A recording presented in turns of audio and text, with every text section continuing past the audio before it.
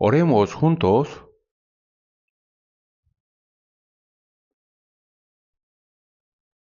Nuestro Dios Padre misericordioso que nos amas, nosotros estábamos lejos de ti, viviendo en pecado. Éramos tus enemigos, dignos de recibir tu ira y juicio por nuestras malas obras.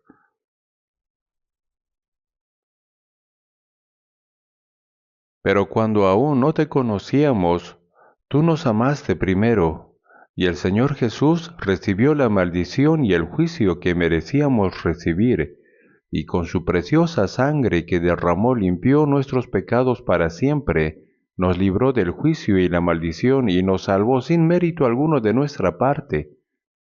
Te agradecemos por esa gracia tan grande. En este momento nosotros, los redimidos por la preciosa sangre de Jesús, nos reunimos ante ti para alabarte por tu amor y gracia, y para aprender tu palabra y para tener comunión contigo.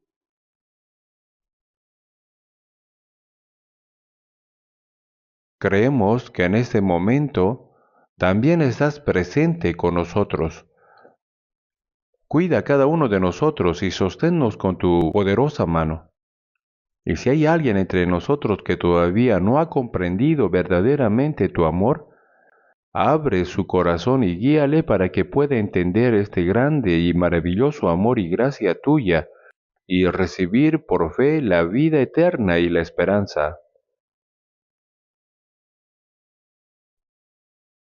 Señor, levanta a cada uno de nosotros como personas completas en Cristo y guíanos para que podamos estar sin vergüenza delante de ti. Creemos, Señor, que tú estás con todas nuestras iglesias en todo el país y con nuestras iglesias en todo el mundo,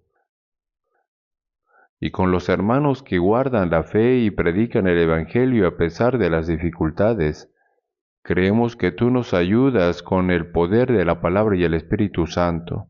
Te pedimos que obres para que el Evangelio sea predicado a muchas almas que aún están perdidas, para que ellas puedan ser salvadas. Señor, que nos das la palabra necesaria en cada momento y que nos enseñes el camino que debemos seguir, ayúdanos a entender tu palabra y tu santa voluntad que quieres enseñarnos en esta hora. Todo esto hemos orado en el nombre de nuestro Señor Jesucristo. Amén. Vamos a buscar en la Biblia Mateo 24.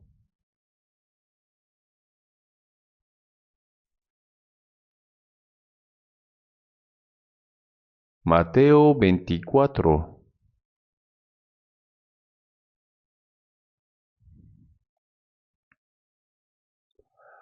Desde el versículo 42. Capítulo 24, desde el versículo 42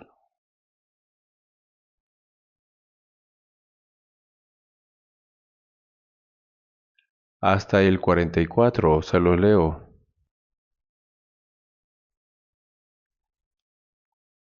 Mateo 24, 42, 44.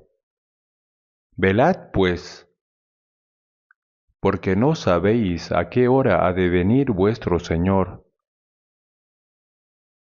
Pero sabed esto, que si el padre de familia supiese a qué hora el ladrón habría de venir, velaría y no dejaría minar su casa. Por tanto, también vosotros estad preparados, porque el Hijo del Hombre vendrá a la hora que no penséis. Hasta ahí.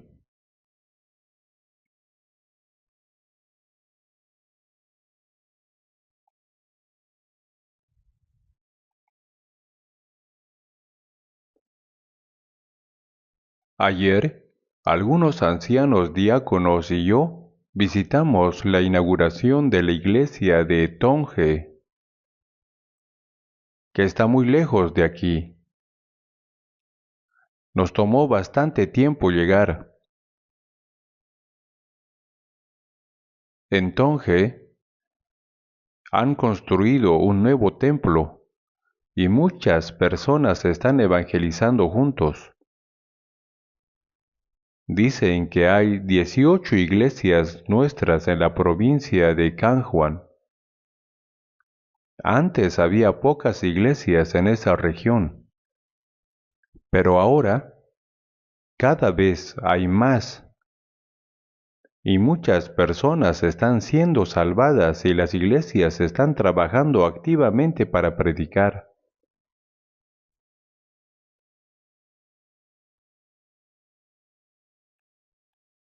No solo en nuestro país,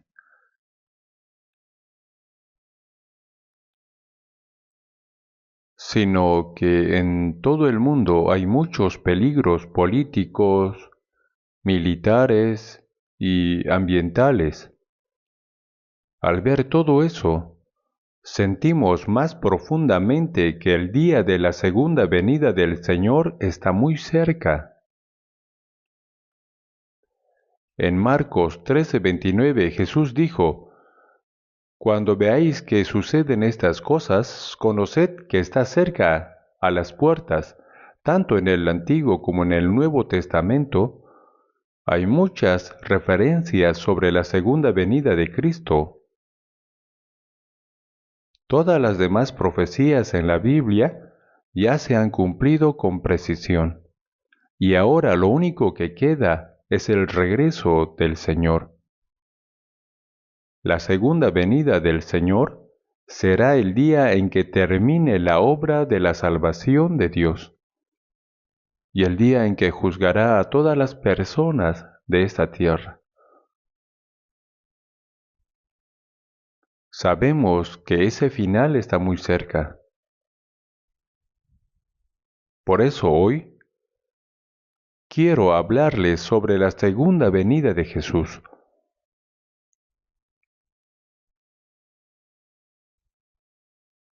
De hecho, Jesús habló en detalle sobre su regreso, y los apóstoles también nos hablaron de diversas maneras sobre la segunda venida. En la palabra que hemos leído, Mateo 24:42 dice: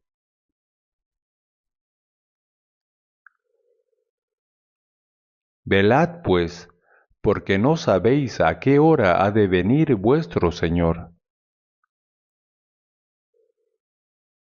Cuando se acerque el día de la venida del Señor, los creyentes deben velar en su fe, deben velar anhelando y esperando su regreso. Tienen que estar despiertos espiritualmente. Velar es una expresión que se dice en comparación con estar dormido.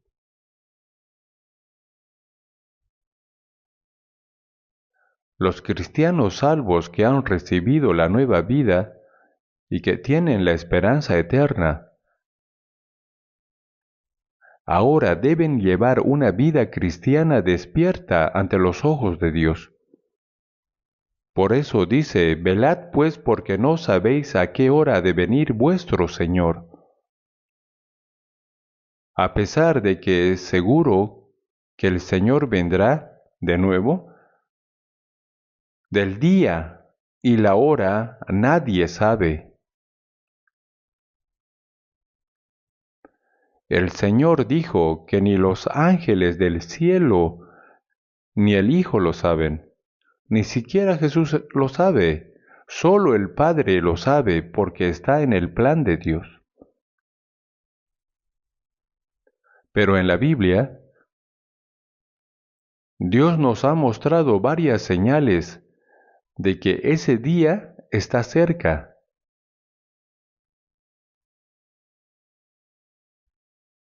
Aquí Jesús dijo: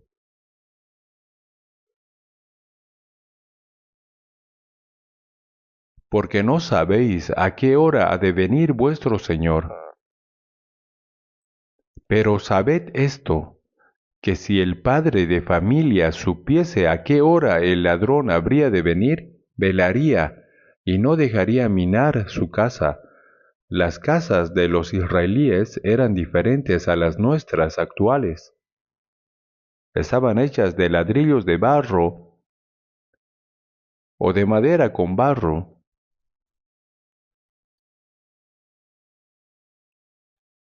Así que eran muy frágiles.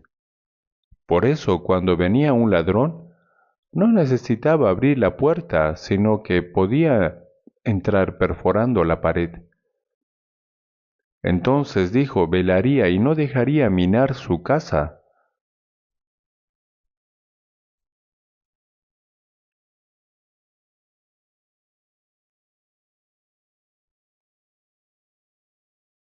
Si el dueño de la casa supiera a qué hora vendría el ladrón, parece que había muchos ladrones en aquel tiempo. El ladrón no avisa cuándo vendrá. No avisa que vendrá a tal día, a tal hora, sino que viene cuando la gente está profundamente dormida en la madrugada.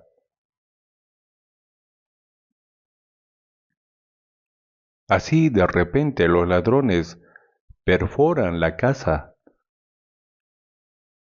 entran y a veces dañan a las personas y se llevan los objetos de la casa.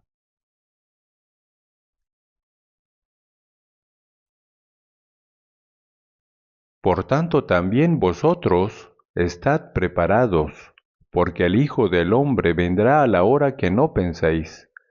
Si supieran a qué hora vendría el ladrón, estarían despiertos para evitar que entre a la casa. Pero como no saben cuándo vendrá, siempre deben estar preparados. Por tanto, también ustedes deben estar preparados para recibir al Señor. El Hijo del Hombre vendrá a la hora que no penséis, dice. Podría venir de repente cuando estemos apegados al mundo o cuando estemos viviendo sin preocupación.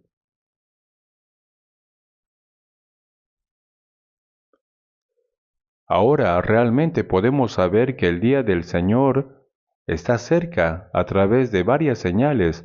Hay muchas señales de la segunda venida en la Biblia. Entonces veamos brevemente Mateo 24, 3. Mateo 24, 3. Mateo 24, 3 dice, y estando él sentado en el monte de los olivos, los discípulos se le acercaron aparte diciendo, dinos, ¿cuándo serán estas cosas y qué señal habrá de tu venida del fin del siglo? El Señor habló frecuentemente sobre el fin del mundo.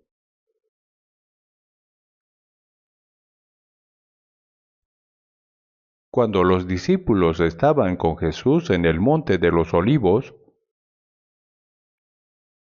durante el día, él enseñaba a muchas personas en el templo de Jerusalén o afuera, mientras que por las noches estaba en el monte de los olivos, tranquilamente con sus discípulos, orando y a veces durmiendo bajo el rocío. Así que dice, y estando él sentado en el monte de los olivos, los discípulos se le acercaron aparte diciendo, dinos, ¿cuándo serán estas cosas? Anteriormente Jesús había hablado sobre la destrucción de Jerusalén y de Israel. El templo de aquella época,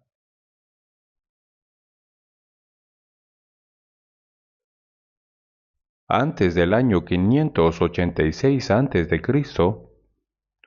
Salomón había construido, fue quemado y destruido por Babilonia. y después de 70 años de cautiverio en Babilonia, regresaron a Israel según la promesa de Dios. Entonces un hombre llamado Zorobabel lideró la reconstrucción del templo. Ese templo era muy humilde comparado con el anterior.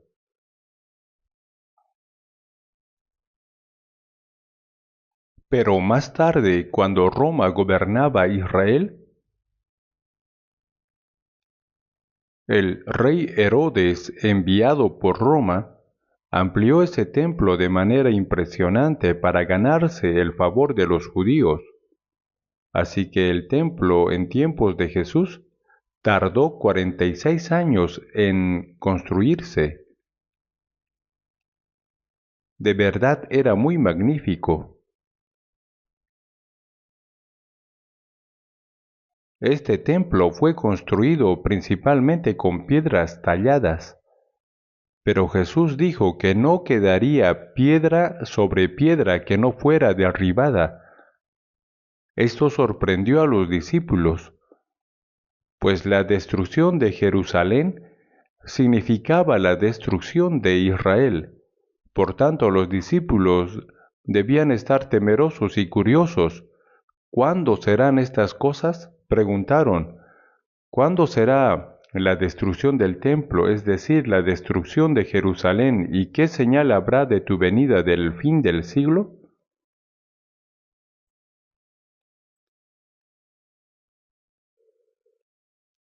El Señor había dicho que Israel sería destruido y los judíos dispersados por todo el mundo, mientras que el Evangelio se extendería por todas las naciones. Entonces los discípulos le preguntaron, Señor, ¿cuándo serán estas cosas y qué señal habrá de tu venida del fin del siglo? El Señor había mencionado varias veces que volvería, pero los discípulos apenas podían creerlo y se preguntaban cuándo sucedería. Así que le preguntaron a Jesús lo que más les intrigaba. Hay que saber que la venida del Señor es el fin del mundo. La razón por la que Dios ha permitido que continúe la historia de la humanidad es para que el Evangelio que comenzó en Jerusalén después de que Cristo murió en la cruz y resucitó, se extienda hasta los confines de la tierra. Al final, las personas que se salven por la fe serán completamente separadas de los no salvos. Serán clasificados, los que irán al cielo y los que irán al infierno. El Señor regresará cuando venga el fin. Por eso preguntaron, ¿qué señal habrá de tu venida del fin del siglo? Él había dicho que habría señales antes de ese día.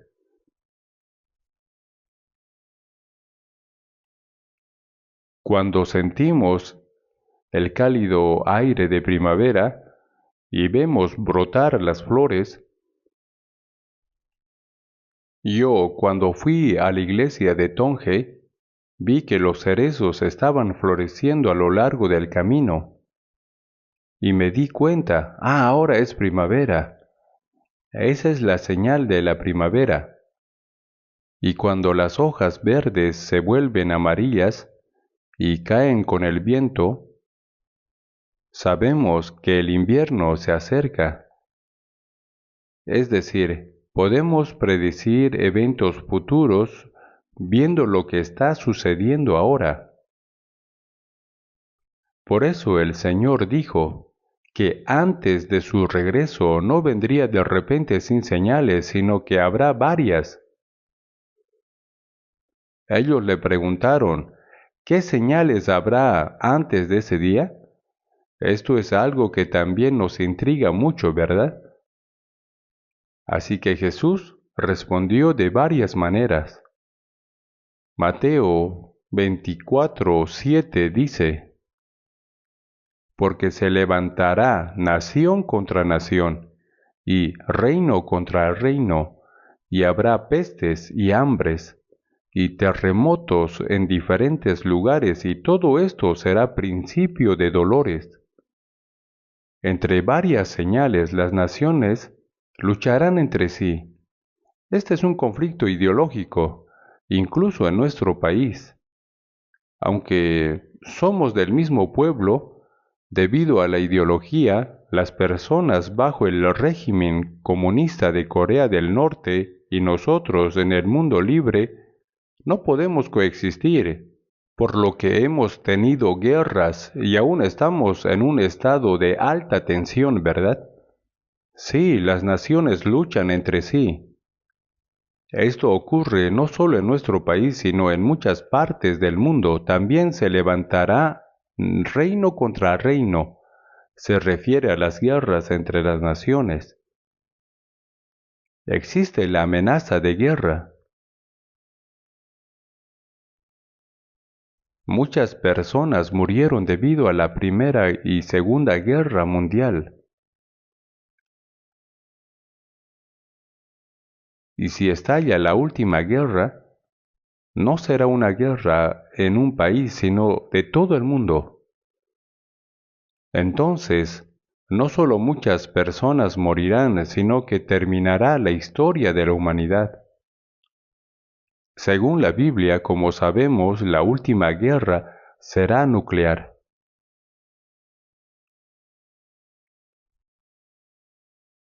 Cuando Sodoma y Gomorra se corrompieron moralmente, Dios las destruyó con fuego y azufre, como está detallado en Génesis 19. Y en tiempos de Noé, cuando el mundo estaba lleno de maldad, Dios juzgó al mundo con un diluvio. Ahora el mundo está más lleno de maldad que en los tiempos de Noé o de Sodoma y Gomorra.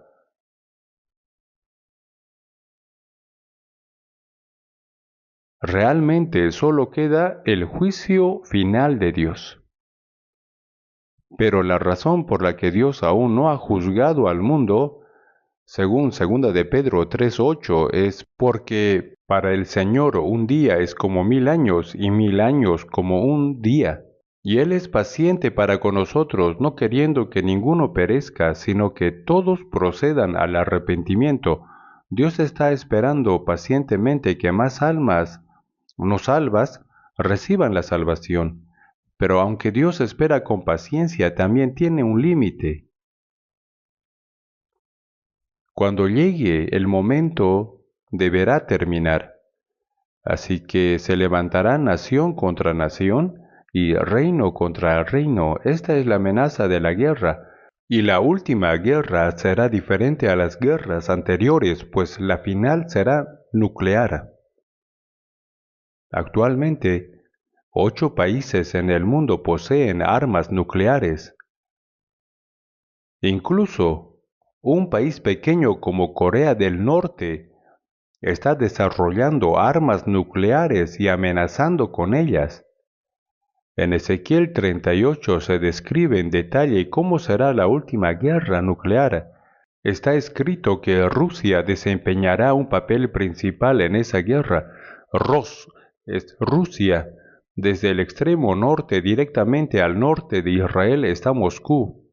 El extremo norte, Rosimek, es Moscú y llevará a varias naciones a atacar a Israel.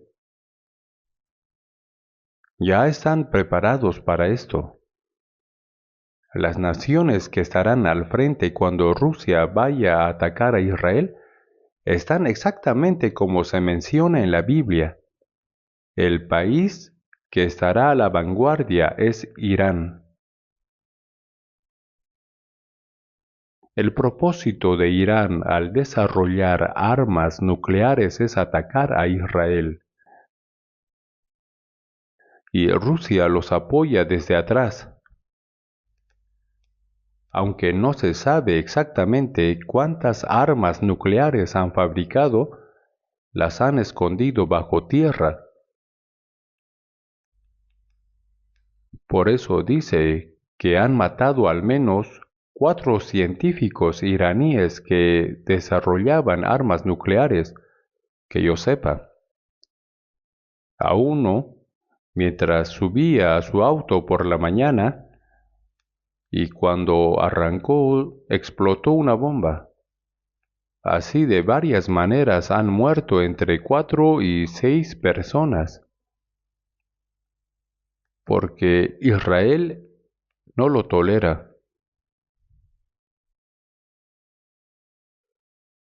Ahora los países que liderarán cuando Rusia vaya a atacar a Israel ya están completamente preparados, literalmente como dice la Biblia. Por tanto, la última guerra será nuclear. En Zacarías 14:12 dice, y esta será la plaga con que herirá Jehová a todos los pueblos que pelearon contra Jerusalén. La carne de ellos se corromperá estando ellos sobre sus pies, y se consumirán en las cuencas sus ojos, y la lengua se les deshará en su boca. ¿Por qué se describe así? ¿Acaso la gente se pudre estando de pie? Dice que estando de pie sus ojos se consumirán, sus lenguas se desharán y su carne se corromperá. Si estalla una guerra nuclear no habrá tiempo ni para caerse al suelo. Simplemente se derretirán en el acto. Puesto que están detallados sobre la guerra nuclear en la Biblia, no podemos dudar de ello. La guerra nuclear definitivamente ocurrirá. Por eso se levantará nación contra nación y reino contra reino. Esta señal es demasiado evidente en nuestra época. Es realmente un milagro que no haya estallado esta guerra todavía. No sabemos qué podría suceder en un solo día. Corea del Norte constantemente amenaza con convertir a Corea del Sur en tierra de fuego y hacerlas pedazos. No lo dice solo con palabras, ¿no? Aunque ellos no puedan hacer otras cosas, son expertos en fabricar armas nucleares. Quizás con la tecnología proporcionada por Rusia.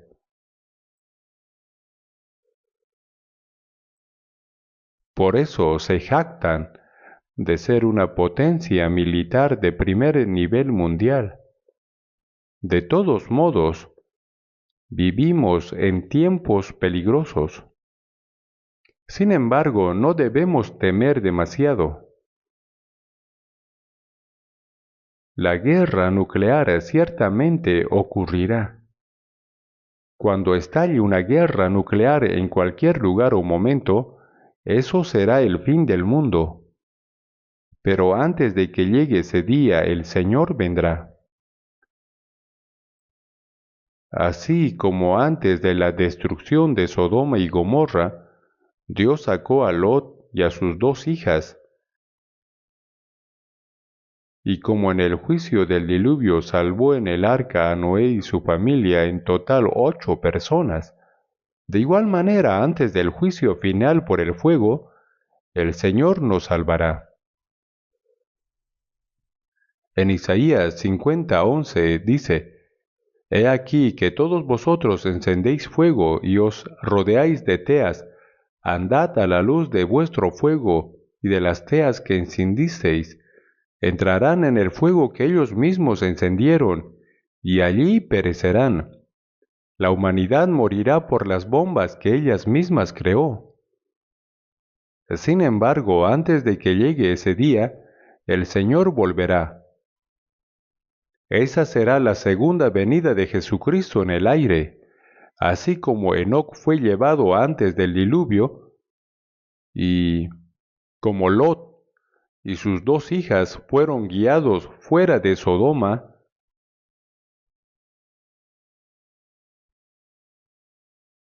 ciertamente el Señor vendrá a llevarnos.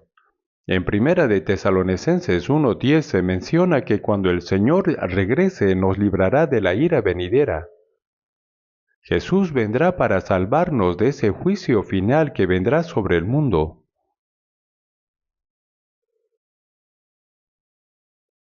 Por eso, cuando suceden estas cosas, no debemos temer, sino velar espiritualmente y prepararnos para recibir al Señor, recordando que su regreso está muy cerca.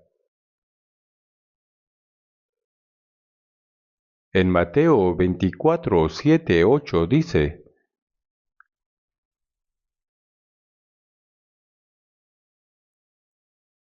porque se levantará nación contra nación, y reino contra reino, y habrá pestes y hambres y terremotos en diferentes lugares, y todo esto será principio de dolores. Habrá hambres en diferentes lugares. Y en Lucas 21 también se menciona pestes, es decir, pestilencias y luego terremotos, que son desastres naturales.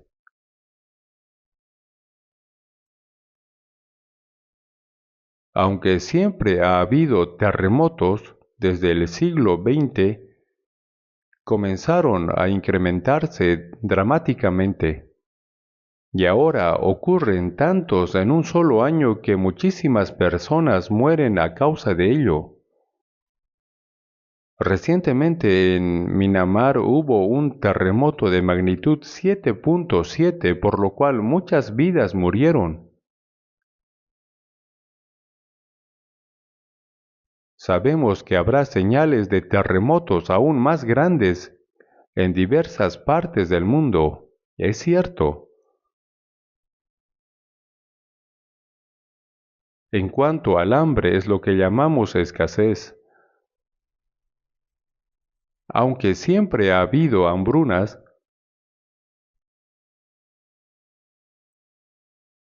ahora debido a la contaminación del aire y el cambio climático, los árboles se están secando y las cosechas no dan fruto. Por eso, muchas personas mueren de hambre, mientras que por el contrario nosotros comemos en exceso, hacemos dietas, intentamos no comer. Pero hay incontables personas que no tienen qué comer. Hay hambres y cambios climáticos en diferentes lugares. Estos problemas no tienen posibilidad de ser solucionados previsiblemente. Y como dice Lucas 21, además del hambre habrá pestes, es decir, pestilencias. Aunque también hubo epidemias en el pasado como el virus del ébola o la peste negra. Por estas pestes, sí, muchos murieron, pero la pandemia del COVID-19 que experimentamos recientemente fue diferente, ¿no? No fue algo localizado, sino que se extendió por todo el mundo en un instante. Pero esto parece ser solo un thriller de lo que podría venir. Muchos expertos advierten que podrían surgir enfermedades aún más letales. Por eso debemos mantenernos sobrios. Hambres en diferentes lugares, terremotos y pestes, todo esto ya se está cumpliendo y con una intensidad cada vez más creciente.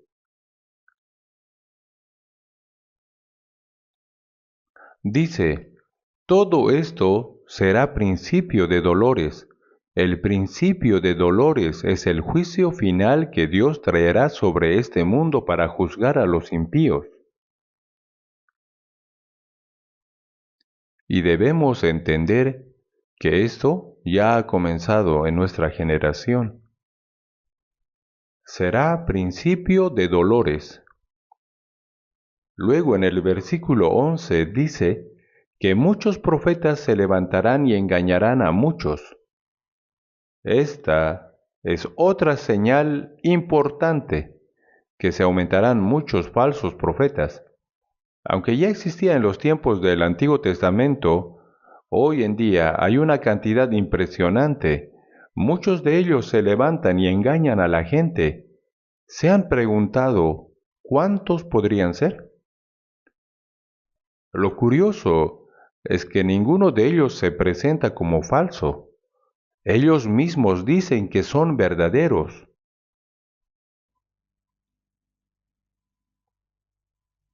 Algunos son herejías absurdas, pero otros se presentan de manera muy piadosa, incluso fingiendo ser santos tal como el mismo Satanás se disfraza como ángel de luz.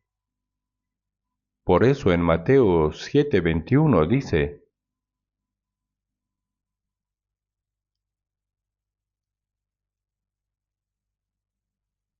No todo el que me dice, Señor, Señor, entrará en el reino de los cielos.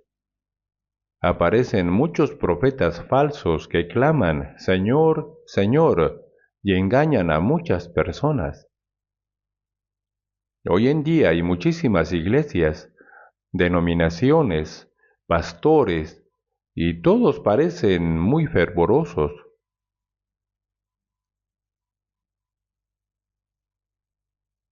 Pero, ¿cuánto desearíamos que todos ellos predicaran el Evangelio verdadero, no? En el Antiguo Testamento hubo momentos en los que había cientos de falsos profetas y un solo verdadero profeta de Dios. Eso pasó varias veces. Ahora también ocurre algo similar. Muchos se autodenominan profetas, pero al ver sus acciones, se nota que no tienen la experiencia de haber nacido de nuevo y enseñan falsedades.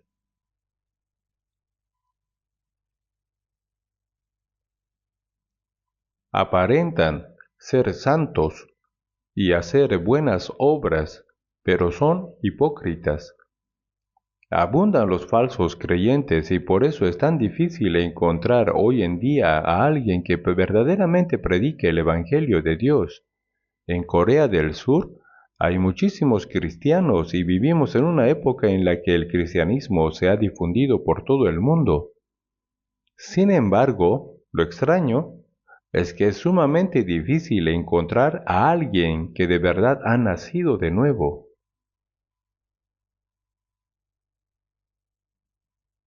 Por eso en Lucas 13:24 dice: Esforzaos por entrar por la puerta angosta, porque os digo que muchos procurarán entrar y no podrán. Hay muchos que se esfuerzan por entrar al cielo, pero muy pocos lo logran. ¿Por qué?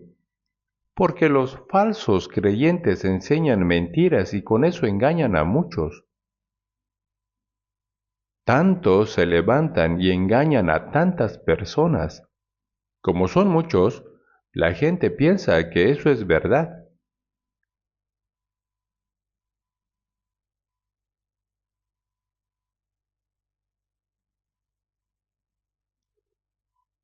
Vivimos en tiempos en los que lo falso se presenta como verdadero y lo verdadero es tratado como falso. Dice, engañarán a muchos. Mateo 24:12 dice, y por haberse multiplicado la maldad, el amor de muchos se enfriará. Al final de los tiempos, la maldad, es decir, el pecado, se multiplica, la iniquidad. Y por haberse multiplicado la maldad, el amor de muchos se enfriará. La gente se traiciona entre sí, predomina el individualismo, el egoísmo es extremo y el amor desaparece. Leamos ahora Mateo 24:14. Y será predicado este Evangelio del reino en todo el mundo, para testimonio a todas las naciones. Entonces vendrá el fin. ¡Qué palabra tan importante! Este Evangelio del reino debe ser predicado como testimonio a todas las naciones. Cuando Jesús dijo esto, Incluso los discípulos no lo podían comprender completamente. Aún dentro del pueblo escogido de Israel, eran muy pocos los que creían en Jesús.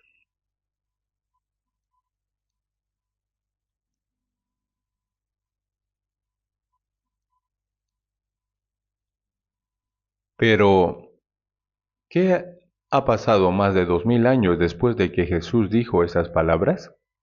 El Evangelio ha sido predicado en Jerusalén, en Judea, en Samaria y hasta lo último de la tierra, llegando a todo el mundo. En los tiempos de Jesús, se usaba la Biblia escrita en hebreo, que es el idioma del pueblo de Israel. El Antiguo Testamento se escribió mayormente en hebreo y algunas partes en arameo. Y el Nuevo Testamento, por su parte, fue en griego, ya que era la época de la influencia helénica.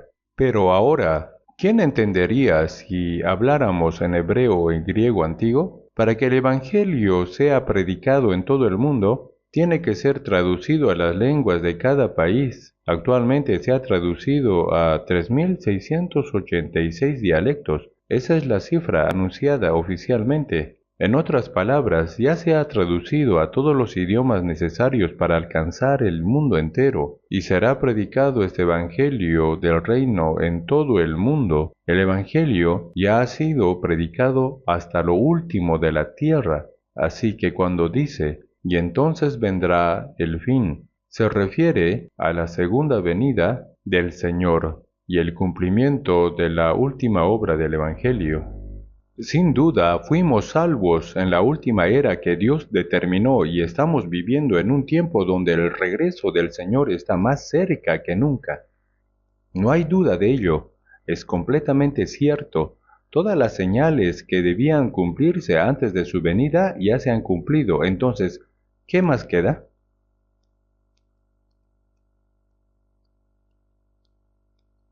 Entre esas señales,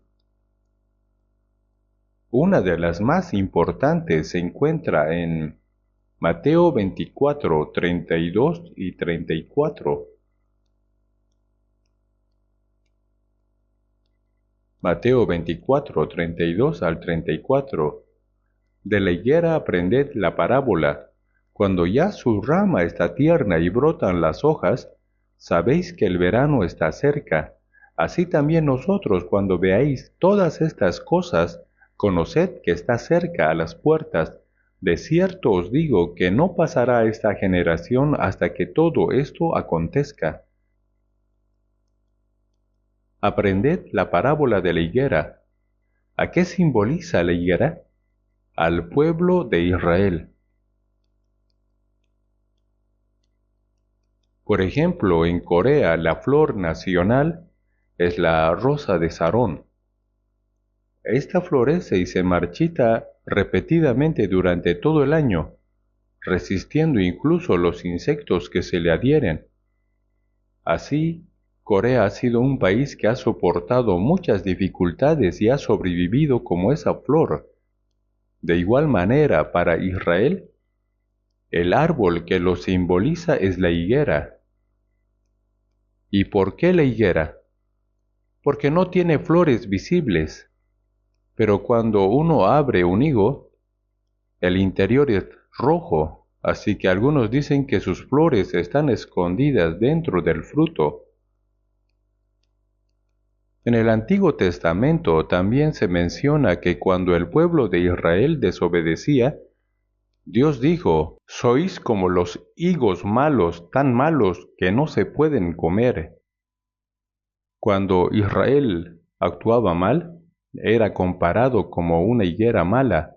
Hay un pasaje donde se dice que ese árbol se secó y murió. En Mateo 21, Jesús entró en Jerusalén temprano por la mañana y tuvo hambre. Él vio una higuera frondosa en el camino y se acercó buscando fruto. Sin embargo, no encontró nada más que hojas. Entonces Jesús maldijo esa higuera y ésta se secó. Ahora bien, ¿quién maldice un árbol solo porque no tiene fruto, verdad?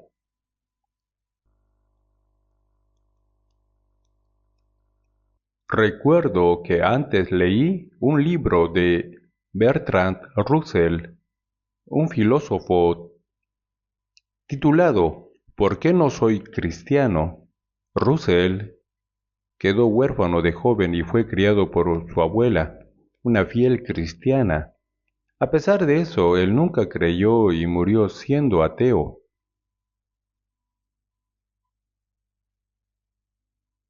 En ese libro, una de las razones que él da porque las que no puede creer en Jesús es justamente este episodio, que Jesús maldijo la higuera. Dijo que si alguien fuera a buscar caquis a un árbol, pero al no encontrar ninguno, sacará un hacha y lo cortará. Eso sería cosa de un loco. Así pensaba él. Dijo, aunque Jesús tuviera poder, ¿cómo puede justificar que haya hecho eso? Pero lo que Russell no entendía es que los milagros de Jesús siempre tienen un significado oculto. La higuera frondosa, pero sin fruto, representa al pueblo de Israel en aquel tiempo. Por fuera fingían ser un pueblo escogido por Dios, aparentaban ser piadosos y espirituales, pero por dentro no había ningún fruto que Dios buscaba. Esa era la verdadera condición espiritual de Israel. Dios les envió al Mesías, pero no creyeron en él. Así que indicó que el pueblo de Israel sería maldecido y destruido. La higuera, que fue maldecida y se secó, representaba a Israel que pronto había de ser maldecido por rechazar a Cristo. Pero no significa que Israel quedaría maldito para siempre. En Mateo 24:32, leamos de nuevo: de la higuera aprended la parábola, cuando ya su rama está tierna y brotan las hojas, sabéis que el verano está cerca. Así también vosotros, cuando veáis todas estas cosas, conoced que está cerca a las puertas. Yo mismo planté una higuera en una maceta, y durante el invierno parecía completamente seca, como muerta. Entonces estuve a punto de arrancarla y tirarla, pero pensé, ¿y si revive? Así que decidí dejarla ahí. Ahora que la primavera ha pasado y se acerca el verano, las ramas de la higuera se enternecieron y las hojas comenzaron a brotar. Y dije, ¡ah! Sí, está viva. Así la nación de Israel fue destruida por Roma en el año 70 después de Cristo. Y a partir del año 135 después de Cristo, los judíos fueron dispersados por todo el mundo, sin que se les permitiera vivir en su tierra. Fueron completamente expulsados, se dispersaron en más de 100 países del mundo, y en cada lugar al que llegaban eran tratados como demonios que mataron a Cristo y sufrían masacres constantemente. Por eso, en todos los rincones los judíos ocultaban su identidad para poder sobrevivir. La nación fue destruida por Babilonia 586 años antes de la venida de Jesús, y fueron expulsados de su tierra a partir de los años 70 después de Cristo, y con mayor precisión desde el año 135 después de Cristo, fueron dispersados por todo el mundo, y durante 2000 años donde estaban, su nación desapareció. Por eso, pero ese pueblo que había dejado de existir por 2000 años, regresó a esa tierra. Pero esa tierra de Canaán, donde vivían los israelíes, y la región del Medio Oriente ya estaban ocupadas por aquellos que adoraban a Alá. Mahoma inventó un falso dios llamado Alá, que decía que era Dios verdadero, y se proclamó profeta de Alá, y mucha gente lo siguió. Realmente la mentira se cree más fácilmente. Es extraño, pero fue así. Entonces decían, hay que matar a todos los ricos. En ese tiempo había muchos pobres y los ricos los explotaban, obligándolos a trabajar. Pero frente a Alá decían todos son iguales, y eso les agradaba a los pobres. Es una idea similar al comunismo. Si quieres ponerte del lado de los pobres, basta con eso. Así que dijeron, maten a los ricos, y huyeron de la Meca a Medina, y unos 300 soldados lo siguieron, así protegieron a Mahoma. Y posteriormente organizaron un ejército, y les decían, ¿aceptarán el Corán y a Dios Alá? Si no aceptan a Alá y el Corán, serán ejecutados. Así fue como ellos ganaron. Esa fue la victoria de ese ejército. Y así nació el Islam.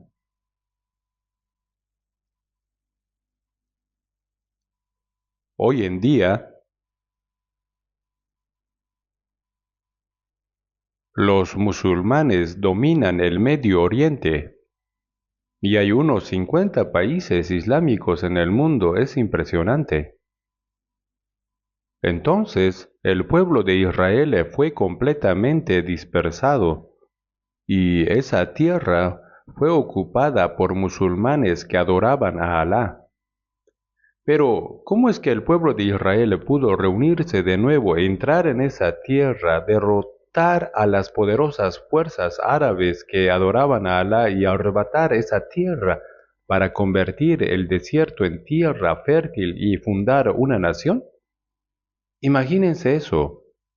Es algo con menos de 1% de probabilidad.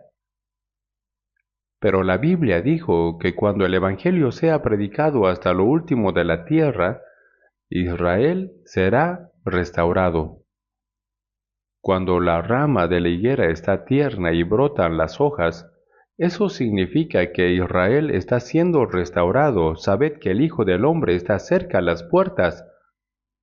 Ese pueblo que estuvo destruido y desaparecido por más de 2000 años, de repente se independizó en nuestra época, el 14 de mayo de 1948, y en cada una de las 4 guerras del Medio Oriente, ese pequeño país venció a las poderosas fuerzas árabes y establecieron una nación. El número total de judíos en el mundo no llega ni a 20.000.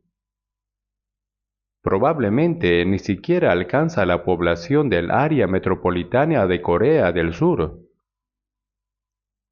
Sin embargo, ellos vencieron a las fuerzas árabes del Medio Oriente, establecieron una nación y se convirtieron en una potencia económica mundial.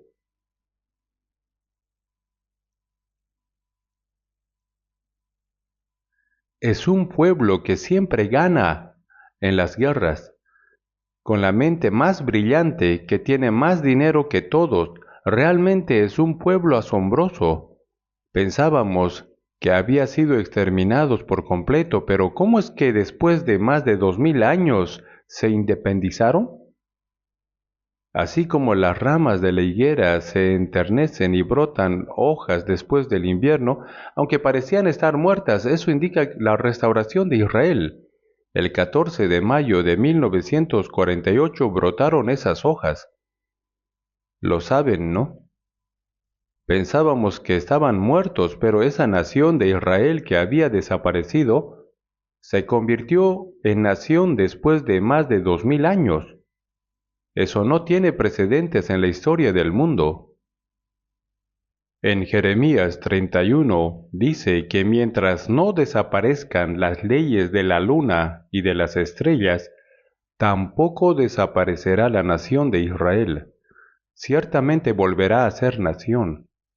Y en nuestra época Israel ha sido restaurado, y no solo restaurado, sino que ese pequeño pueblo se ha convertido en el país más poderoso. Al ver a Israel uno puede darse cuenta fácilmente de que detrás de ellos está Dios. Por eso, cuando veáis eso, sabed que el Hijo del Hombre está cerca a las puertas. La restauración de Israel es la señal más clara que Dios nos ha dado para mostrarnos que el día de la venida del Señor está muy cerca.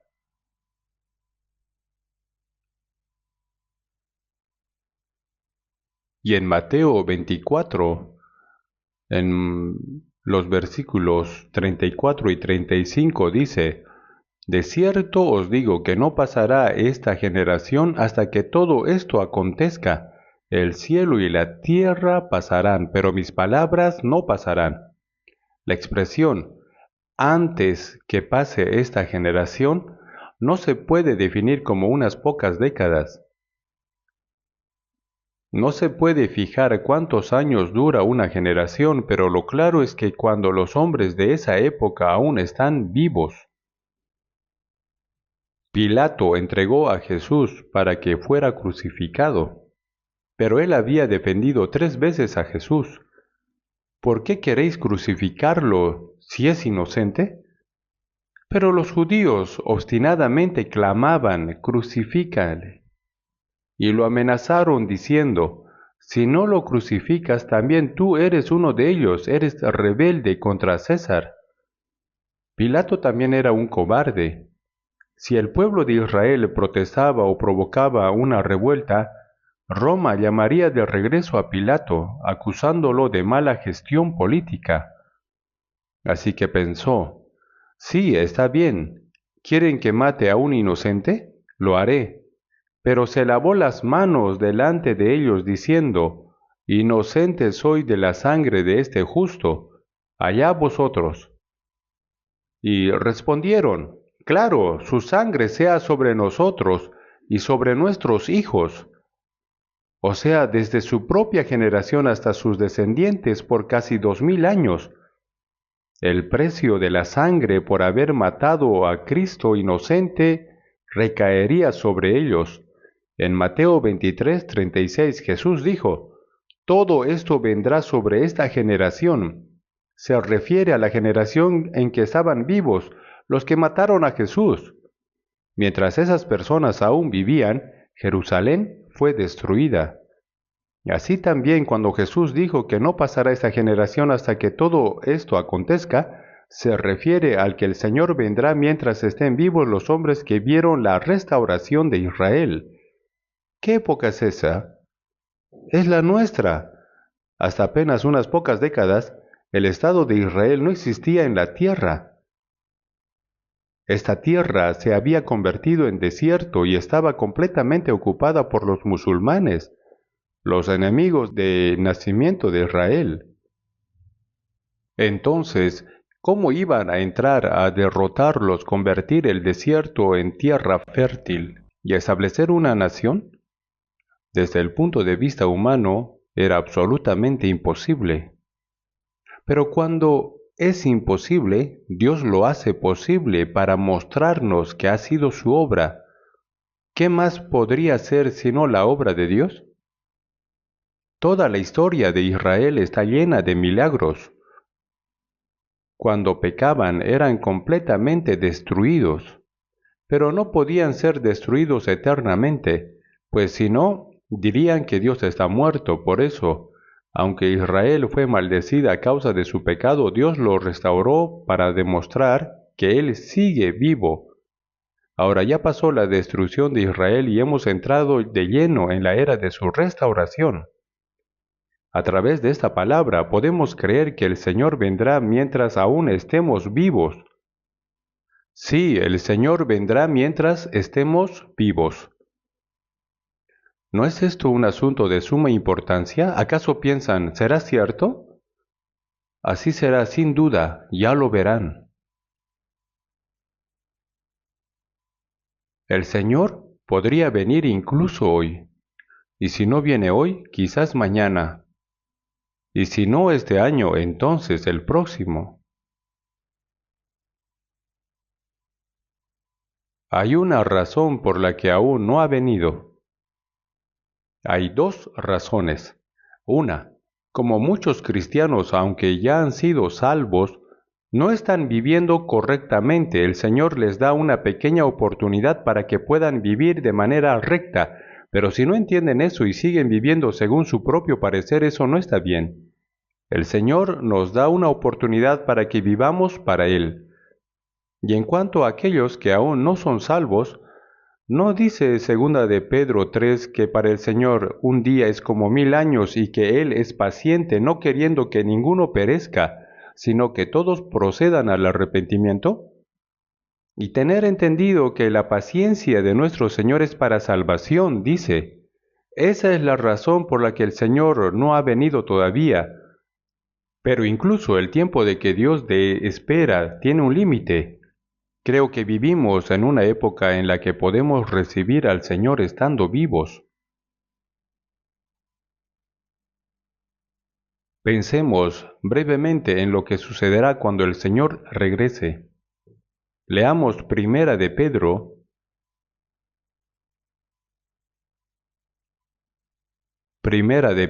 capítulo 1, versículo 13.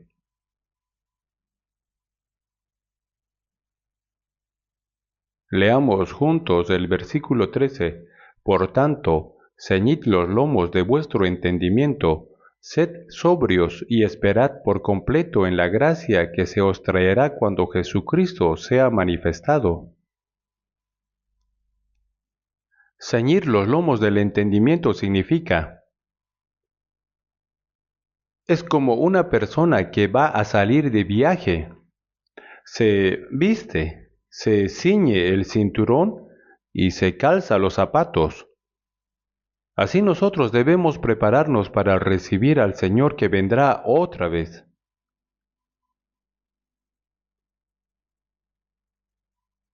Ceñir los lomos de nuestro entendimiento implica tener el corazón preparado y velar.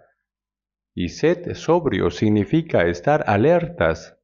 Y dice, esperad por completo en la gracia que se os traerá cuando Jesucristo sea manifestado. Cuando Jesucristo venga, habrá una gracia que nos dará. La primera vez que el Señor vino, murió en la cruz para perdonar nuestros pecados y fuimos salvos por esa gracia. Pero, ¿cuál será la gracia que Él nos traerá cuando vuelva por segunda vez? Hay una gracia que nos dará en ese momento.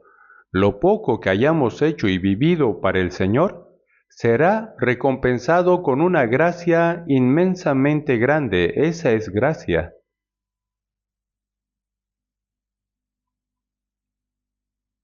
Nuestra obediencia, nuestros esfuerzos y sacrificios por el Señor en realidad no son gran cosa, pero en comparación, la recompensa que el Señor nos dará será demasiado grande y eterna.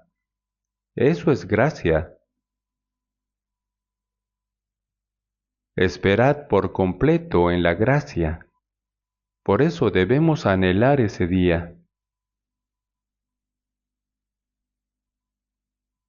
Hebreos capítulo 10. Hebreos está delante antes de Santiago. Hebreos capítulo 10.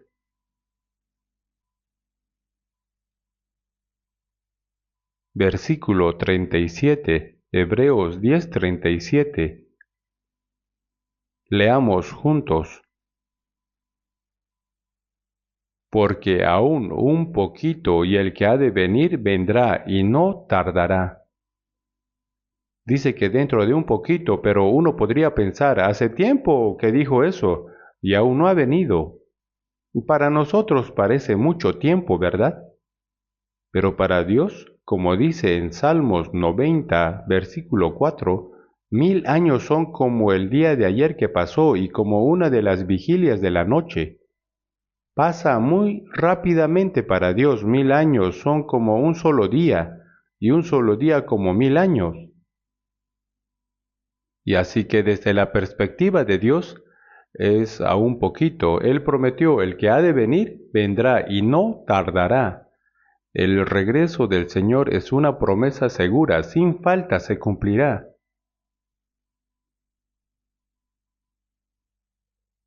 Y respecto a la segunda venida del Señor,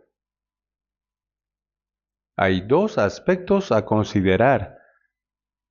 Está la venida en el aire y la venida sobre la tierra. En cuanto a la venida en el aire, en Mateo 24:40 dice, estarán dos en el campo, el uno será tomado y el otro será dejado. Dos mujeres estarán moliendo en un molino, la una será tomada y la otra será dejada. En Lucas 17 también dice, estarán dos en una cama, el uno será tomado y el otro será dejado. Esto sucederá cuando venga el Señor. Dos personas estarán trabajando en el campo y de repente una será tomada por el Señor y la otra quedará. Las mujeres estarán moliendo, es decir, preparando comida. El pueblo de Israel solía moler el grano con una piedra para hacer harina y luego cocer pan. Pero mientras estén trabajando, de repente una mujer subirá y la otra quedará. Dos estarán acostados en una misma cama, pero uno subirá mientras que el otro quedará.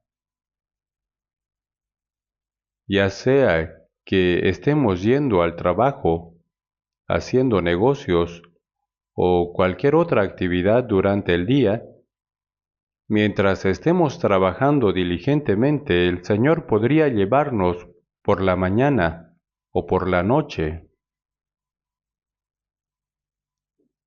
La hermana que era salva subió sin más mientras preparaba la comida.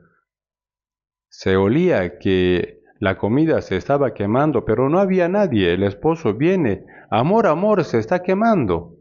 Gritó, pero no había nadie allí.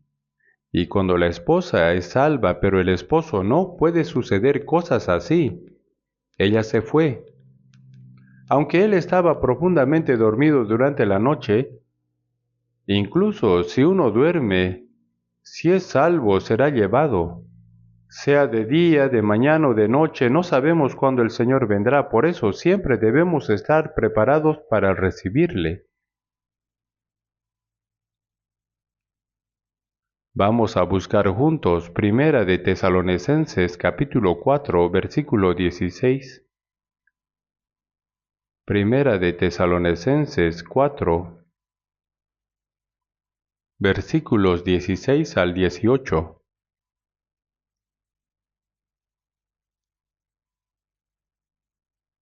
Primera Tesalonicenses capítulo 4, versículo 16.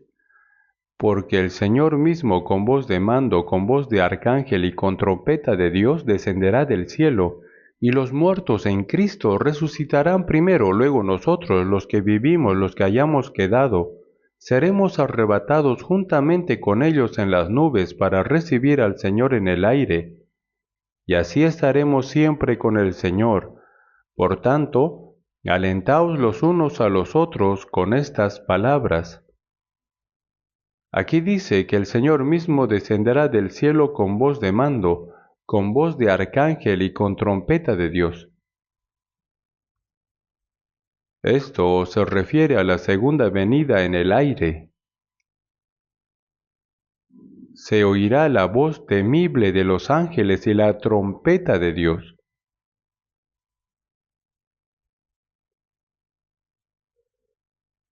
Dice, el Señor mismo descenderá del cielo, y los muertos en Cristo resucitarán primero. Son aquellos que murieron habiendo recibido la salvación en Cristo. Ellos resucitarán primero. Los salvos que han muerto, sus almas están en el paraíso, mientras que sus cuerpos están en la tumba.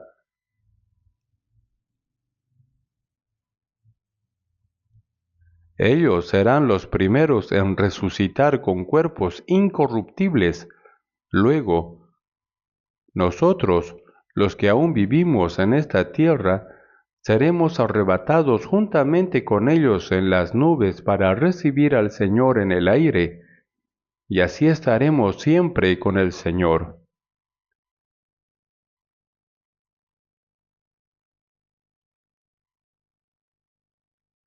Seremos arrebatados en las nubes. Esto no significa simplemente subir unos metros en el aire, sino que se refiere al entrar del mundo material al mundo espiritual. Nosotros, junto con los santos resucitados, seremos arrebatados en las nubes. A esto se le llama arrebatamiento o rapto. La palabra rapto proviene de caracteres chinos que significa ser llevado y alzado, ser llevado y alzado. Cuando el Señor venga, los que estemos vivos seremos transformados en un instante. ¿Cómo? Seremos transformados a la semejanza del cuerpo glorioso del Señor.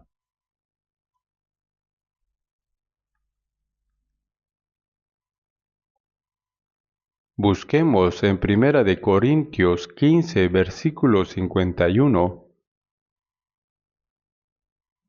Primera de Corintios 15, 51.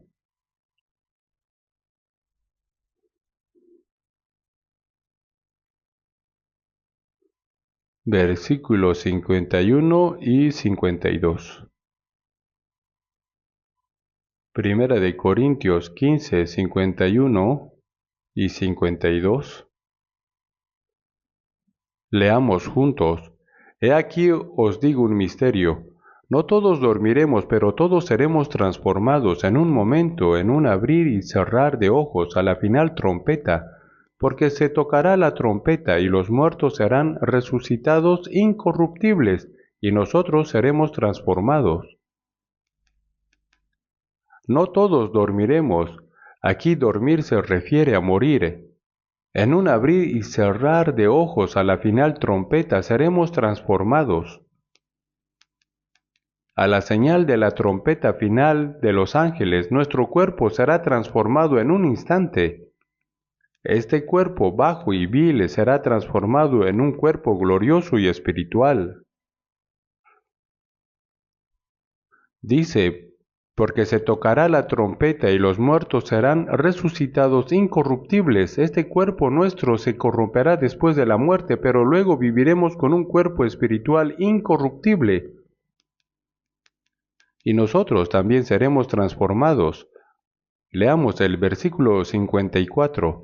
Y cuando esto corruptible se haya vestido de incorrupción, y esto mortal se haya vestido de inmortalidad, entonces se cumplirá la palabra que está escrita: sórbida es la muerte en victoria. Y cuando esto corruptible se haya vestido de incorrupción, y esto mortal se haya vestido de inmortalidad, entonces se cumplirá la palabra que está escrita: sórbida es la muerte en victoria. Esto significa que la muerte ya no tendrá ningún poder. Así seremos transformados en un cuerpo eterno que jamás morirá. Los resucitados tendrán un cuerpo espiritual glorioso. Esta es la mayor esperanza de los cristianos. Tienen que creer estas palabras. Algunos dicen, pero hay que ver. No es así. El repulsivo gusano que comía hojas se encierra en un capullo y luego emerge como una mariposa y vuela. Las mariposas, vi en la televisión, cruzan los inmensos mares. Incluso así, también nosotros seremos transformados gloriosamente y nos presentaremos ante el Señor. Nosotros anhelamos y esperamos ese día.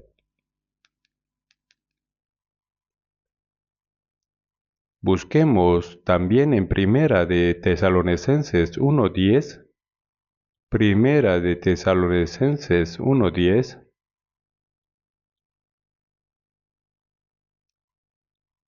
Leamos juntos: y esperar de los cielos a su Hijo, al cual resucitó de los muertos, a Jesús, quien nos libra de la ira venidera.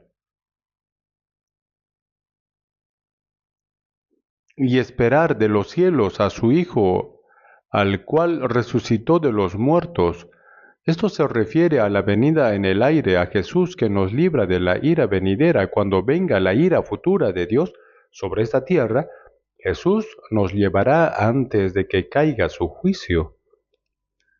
Así como la familia de Noé subió al arca antes del diluvio del juicio de aguas, igualmente los salvos serán llevados al aire antes del juicio y la ira de Dios.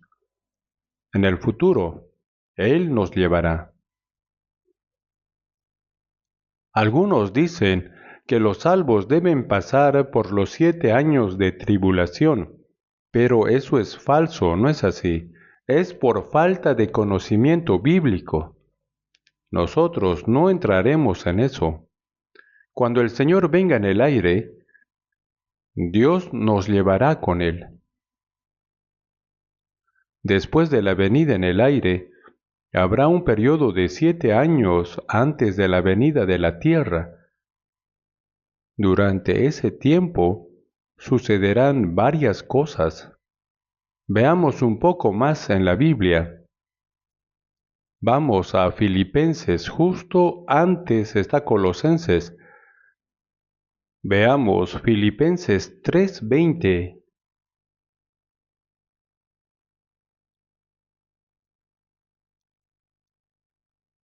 Filipenses capítulo 3, versículos 20 y 21.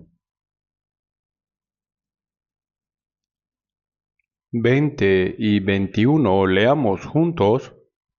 Mas nuestra ciudadanía está en los cielos, de donde también esperamos al Salvador, al Señor Jesucristo, el cual transformará el cuerpo de la humillación nuestra, para que sea semejante al cuerpo de la gloria suya, por el poder con el cual puede también sujetar a sí mismo todas las cosas.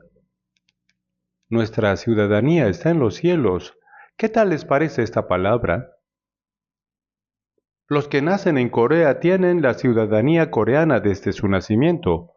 Somos coreanos con confianza.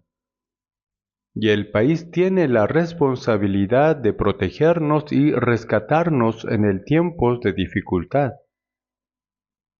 Del mismo modo, los salvos son ciudadanos del reino de los cielos. Así que somos ciudadanos con doble nacionalidad.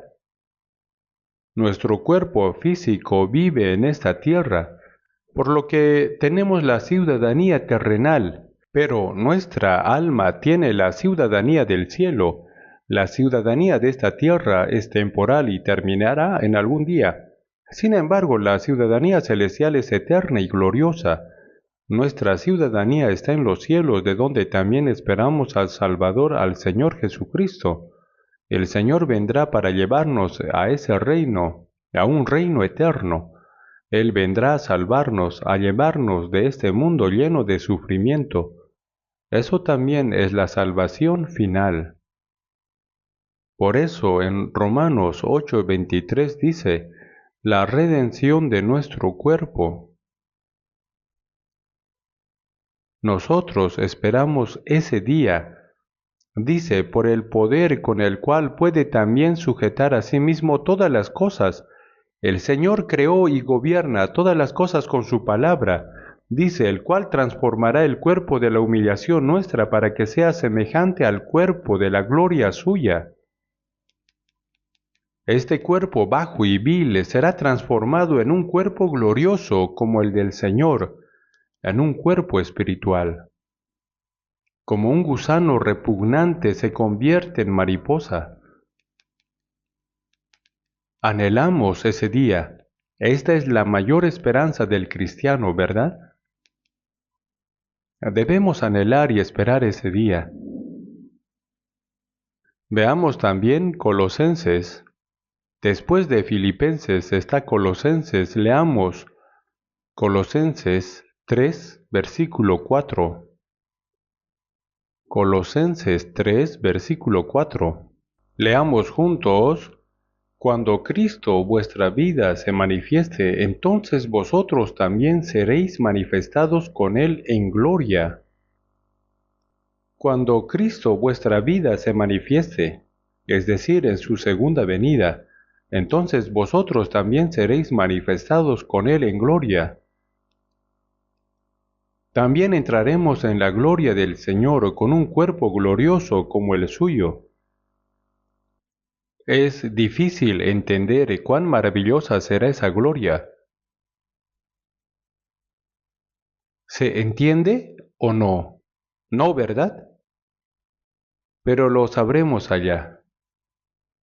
Entonces diremos, wow, nada de lo que hay en esta tierra, por más bueno que sea en este mundo, no se puede comparar ni siquiera con una millonésima parte del cielo. Es otra dimensión.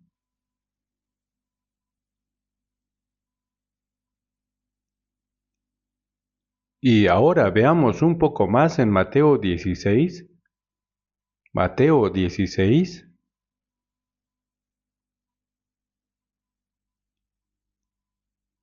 Mateo 16 desde el versículo 28. Mateo 16, 28.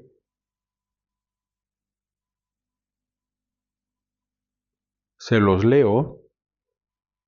Versículo 28. De cierto os digo que hay algunos de los que están aquí que no gustarán la muerte hasta que hayan visto al Hijo del Hombre viniendo en su reino.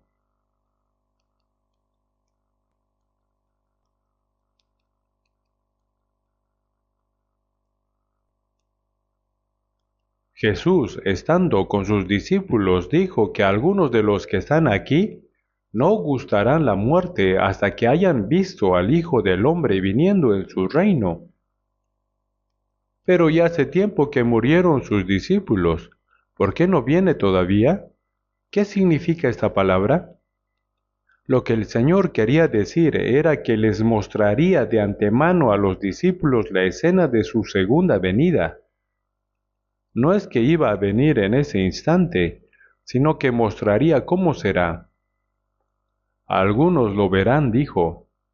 Mateo 17, 1 al 3 dice, 6 días después Jesús tomó a Pedro, a Jacobo y a Juan su hermano, y los llevó aparte a un monte alto, y se transfiguró delante de ellos, y resplandeció su rostro como el sol, y sus vestidos se hicieron blancos como la luz.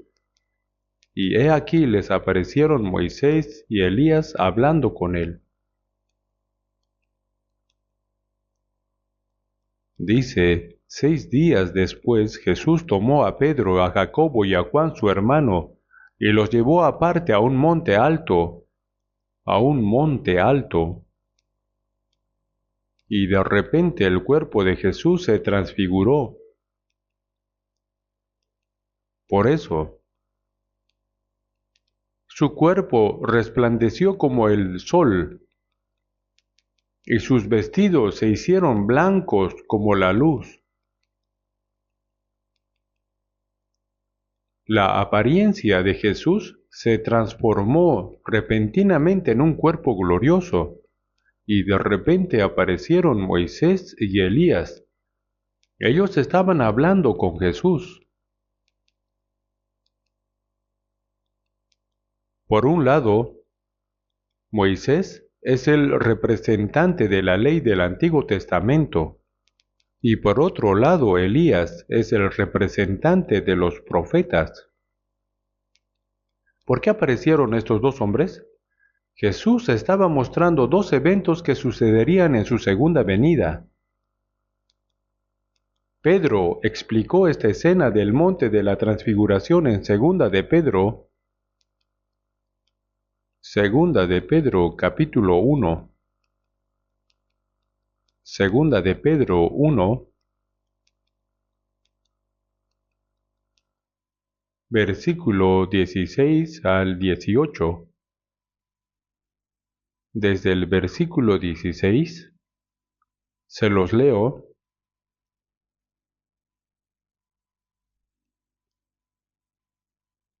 Porque no os hemos dado a conocer el poder y la venida de nuestro Señor Jesucristo siguiendo fábulas artificiosas, sino como habiendo visto con nuestros propios ojos su majestad. Pues cuando Él recibió de Dios Padre honra y gloria, le fue enviada desde la magnífica gloria una voz que decía, Este es mi Hijo amado en el cual tengo complacencia. Y nosotros oímos esta voz enviada del cielo cuando estábamos con él en el monte santo.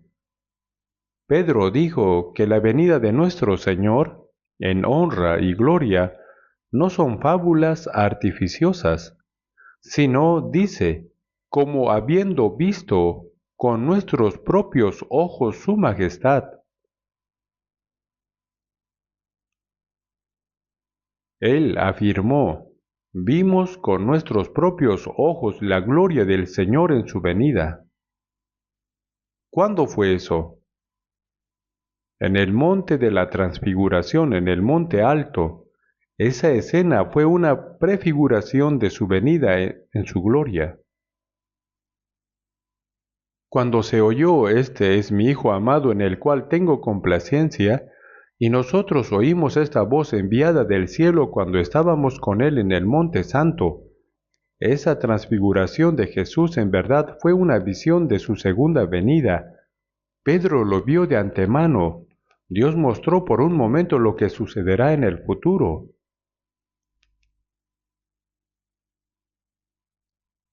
Entonces, ¿por qué aparecieron Moisés y Elías? Moisés guió al pueblo de Israel desde Egipto hasta la tierra de Canaán. Solo la vio desde al otro lado del río Jordán, pero no entró, y murió antes de entrar en ella, en el monte Nebo. Elías, en cambio, caminó con Dios, hizo el trabajo de Dios, y fue llevado vivo al cielo. Moisés representa a los que mueren en Cristo y son resucitados para encontrarse con el Señor. Y Elías representa a los que estarán vivos y serán arrebatados al encuentro del Señor sin ver la muerte. Así Moisés y Elías representan a los creyentes salvos en la segunda venida del Señor. Primero, los que como Moisés murieron habiendo esperando al Señor desde lejos. Y segundo, los que como Elías serán transformados estando vivos cuando el Señor venga. Nosotros pertenecemos a este segundo grupo como Elías, seremos arrebatados estando vivos.